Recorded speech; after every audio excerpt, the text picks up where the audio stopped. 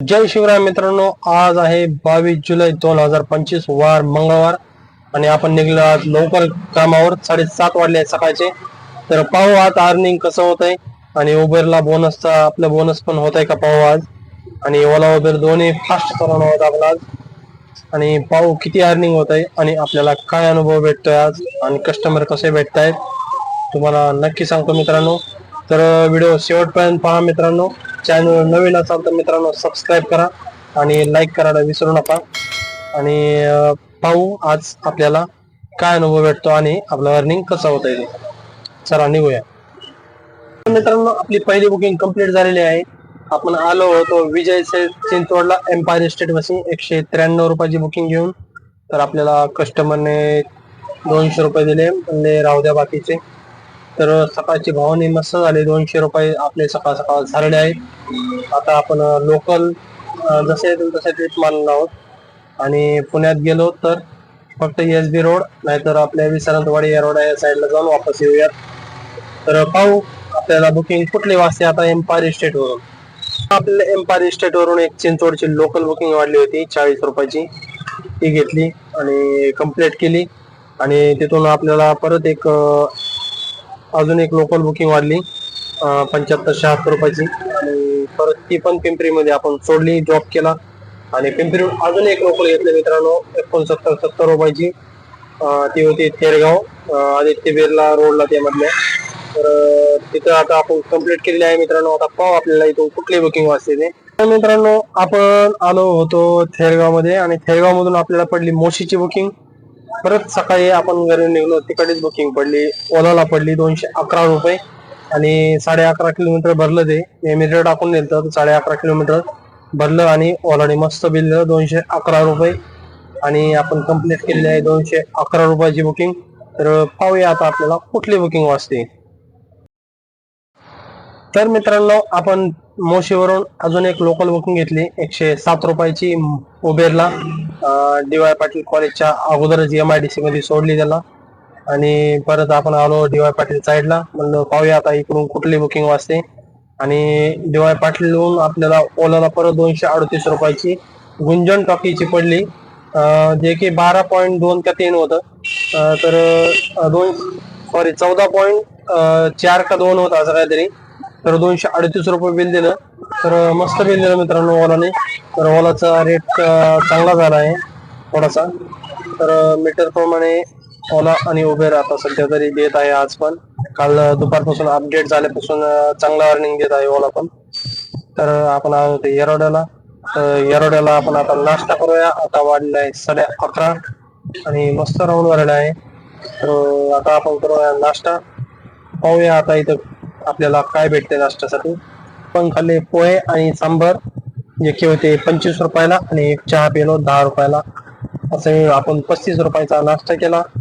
आणि आपल्याला तिथं काही बुकिंग वाढली नाही म्हणून म्हटलं चला आता आपण विश्रांतवाडी चौकाकडे जाऊया.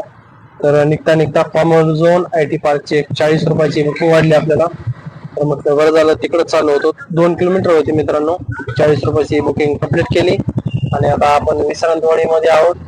तर मला वाटतं इथं काय बुकिंग वाजणार नाही. तर आपण जाऊ दिघी साईडला, म्हणजे आपल्या पिंपरी चिंचवडला परत आपला बिझनेस चालू होईल. तर जाऊया आपण दिघी साईडला.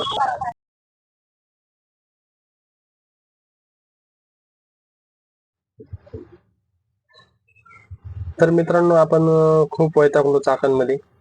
एक अर्धा तास गेला आपला गॅस सापडण्यासाठीच, कारण की खराबवाडीला एक पंप बंद होता आणि दुसऱ्या पंपावर खूप लाईन लागलेली होती मित्रांनो.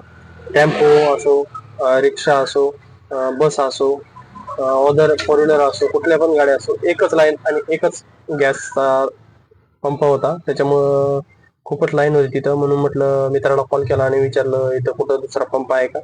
तो म्हटलं एक आळंदी फाट्याला जावं लागेल, नाही तर मग आंबेठाण चौकडा आहे त्याच्यावर. तो HP पंपावर आहे आंबेठाणला. तिकडे गेलो तर 2 सिग्नल लागले मित्रांनो. एवढं ट्रॉफिक चाकणमध्ये. तर माझा अर्धा पाऊण तास गेला थोडासा CNG भरण्यासाठी. तर CNG भरायला आलो मित्रांनो आपण. आणि आपल्याला वाढली मोशीची बुकिंग. तर आपला 1-1.5 तास येऊन होऊन गेलता आपल्या चाकणमध्ये. तर त्यांना मॅडमना घेतलं आणि गाडीमध्ये बसवलं. 2 मॅडम होत्या, त्यांना मुशी टोल नाक्यापाशी यायचं होतं. तर 175 रुपयाची बुकिंग होती त्यांची. आणि त्यांना सोडता सोडता जवळजवळ माझा 1 तास गेला. फक्त 10 किलोमीटरला मला 1 तास लागला. कारण की नाणेकर वाडीपासून ते आळंदी फाटा जो MIDC रस्ता जातो तिथपर्यंत ट्रॉफिक जाम होतं, पूर्ण ब्लॉक होता. आणि ट्रॉफिक पुढं पण जात नव्हतं, कारण की एवढं जॅम, खूपच जॅम. चाकणला येऊच नका मित्रांनो, कारण की ट्रॉफिक आणि बुकिंग वाढण्याचा पण खूप इश्यू आहे इकडं. ट्रॉफिकचा एवढा इश्यू आहे, माणूस एक टाइम पॅसेंजर घेत घेत मोठी साईडला येऊ शकतो किंवा आळंदी साईडला जाऊ शकतो, परंतु ट्रॉफिक हे लागणारच तुम्हाला. आणि एवढं बेकार अडकणार की आपले दिवस झंड करून जायचा. तिकडे जायचा आणि आपला दिवस झंड करून घ्यायचा. तर आपला आपण परत 4 वाजता घरी आलो मित्रांनो. भूक पण खूप लागलेली होती आणि जेवण केलं घरी थोडस. आणि मग आपण घरी आपल्याला जायचं होतं आळंदीला भावाकडे. तर त्याच्यामुळे आपण परत काही कामावर आलो नाही. आणि चाकण आणि पुण्यात गेल्यामुळं आपला दिवस खराब झाला पूर्ण. त्याच्यामुळे पुण्यात आणि चाकणला जाऊच नका मित्रांनो. आणि पुण्यात जर गेलात तर बुकिंग पडली तर ठीक आहे, नाहीतर नाही पडली तर खूप अवघड आहे. कारण की मी येरवड्यावरून पार भोसरीपर्यंत MT आलो. फक्त 40 रुपयाची एकच लोकल बुकिंग मारली तेवढी. बाकी वाजत होत्या, पण ते वाजत होत्या वाघोली त्या साईडच्या. त्यामुळे आपण तिकडे गेलो नाही, कारण की ट्रॉफिक खूप असते तिकडं. आणि आपण डायरेक्ट परत आलो भोसरी साईडला डायरेक्ट. आणि गॅस होता 40 पॉईंट. म्हटलं चाकण पडली तर चाकणला भरूया, पण चाकणला 40 मिनिट दाखवली ट्रिप घेताना आणि माझा जवळजवळ 50 ते 1 तास गेला तो पण ट्रिप सोडताना. तर ठीक आहे मित्रांनो, तर आजचा बिझनेस आपल्याला 1400च्या आसपास काहीतरी झाला आहे. तर 7:30 वाजता सकाळी आलतो, तर 12 वाजता आपले 1000 रुपये झाले. आणि तिथं पुढे 4 तासात आपले फक्त 400 रुपये झाले, कारण की चाकणला गेल्यामुळं पूर्ण अडकलो.